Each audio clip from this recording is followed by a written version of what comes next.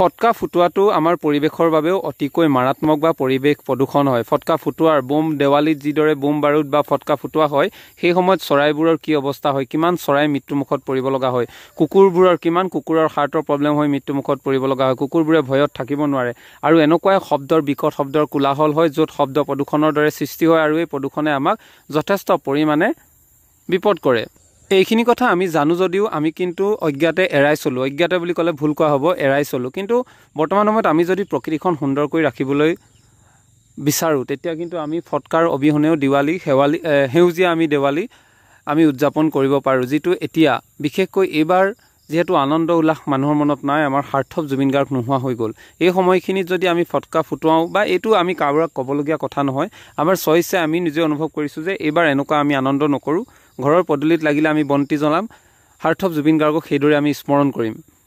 কিন্তু ইয়াত আমি কাৰোবাক এনেকুৱাকৈ বাধা দিব নোৱাৰোঁ যে তুমি ফটকা বিক্ৰী নকৰিবাই। যদি আমি জনতা নিজে সজাগ হৈ আমি আপুনি ফটকা নিকিনো বা আমি ক্ৰয় নকৰোঁ, তেতিয়া দোকানীসকলে নিজে বুজি উঠিব যে নাই আমাৰ মানুহবোৰ বুজি পাইছে। আৰু এইবাৰ যিহেতু আমি আনন্দ উল্লাস বোলা বস্তুটো আমি সকলো কাৰ্যসূচীতে আমি আঁতৰাই দিছোঁ। এতিয়াও ধৰ্মীয় অনুষ্ঠানেই হওক, যিকোনো আমি সামাজিক যিকোনো অনুষ্ঠানতে হওক, সকলোতে এতিয়া জুবিনময় হৈ আছে, জুবিন গাৰ্গৰ গানেই লাগি আছে, অৰ্থাৎ শিল্পীজনক সকলোৱে স্মৰণ কৰি আছে। এনেখিনিত যদি আমি ফটকা ফুটুৱাই বা আমি এইখিনি কথা আমি নিজে বুজা উচিত। ইয়াক কিন্তু আমি কাৰোবাক দায়ী কৰিবলৈ বা দোষী কৰিবলৈ কিয় ফুটাবলৈ নাহিবি এনেকৈ আমি কাৰোক বাধ্য কৰিব নোৱাৰোঁ। যদি আপোনাৰ ফুটাব মন আছে তেনেহ'লে ফুটাব পাৰে, বা কাৰোবাৰ যদি এইখিনি কথা অনুভৱ কৰিছে নাই আমি পৰিৱেশ সুৰক্ষাৰ স্বাৰ্থত বা আৰু জুবিন গাৰ্গক আমি যিহেতু তেওঁ প্ৰকৃতি ভাল পাইছিলে, প্ৰকৃতিক সুৰক্ষা কৰি ৰখাৰ স্বাৰ্থত বা প্ৰকৃতি ভাল কৰাৰ স্বাৰ্থত আমি এইবাৰ ফটকা নুফুটাওঁ। এই কথা যদি আমি নিজেই মনে বান্ধি লৈ আমি ফটকা ক্ৰয় নকৰোঁ, তেতিয়া আমি দোকানবোৰক বন্ধ কৰাৰ কোনো কথাই নাহে বা কাৰোবাক দাবী ধমকি বা কাৰোবাক আমি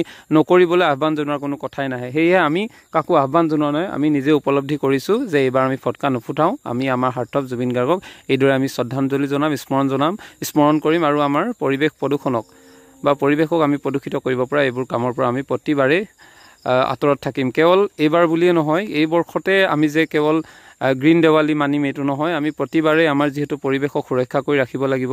এই গছজোপাতে এতিয়া দেখিছে কিমান চৰাই আছে, এটা বোম ফুটাই দিয়াৰ লগে লগে, এটা ফটকা ফুটাই দিয়াৰ লগে লগে ইয়াৰ চৰাই সকলো উৰি গুচি যাব। কিমান এটা ভয় খায়, কিমান এটা কষ্টত সিহঁতে কিমান বেছি ভয় খায় বোম বা ফটকা ফুটাৰ লগে লগে। সেয়েহে এইখিনি যাতে আমি ইহঁতক অশান্তি নকৰোঁ, এই কথা উপলব্ধি কৰিয়ে আমি ফটকা নুফুটাওঁ বুলি ভাবি লৈছোঁ। সেয়ে এই ক্ষেত্ৰত আপুনি এতিয়া কিমান সজাগ হয় বা আপুনি কি ধৰণে ভাবে সেইটো আপোনাৰ সম্পূৰ্ণ নিজৰ মত হ'ব, দৃষ্টিভংগী হ'ব। বহু ব্যৱসায়ে এইবাৰ ফটকা ফুটুৱাই নিজৰ ব্যৱসায় লাভালাভ কৰিম বুলি ভাবিছে, বহুতে নিজৰ ঘৰ পৰিচালনা কৰিম বুলি ভাবিছে। সেয়েহে কাকো আমি দাবী কৰা বা নকৰিবি বুলি কৰাৰ আমাৰ অধিকাৰ নাই, কিন্তু আমি এইখিনি নিজে উপলব্ধি কৰি এই কথাখিনি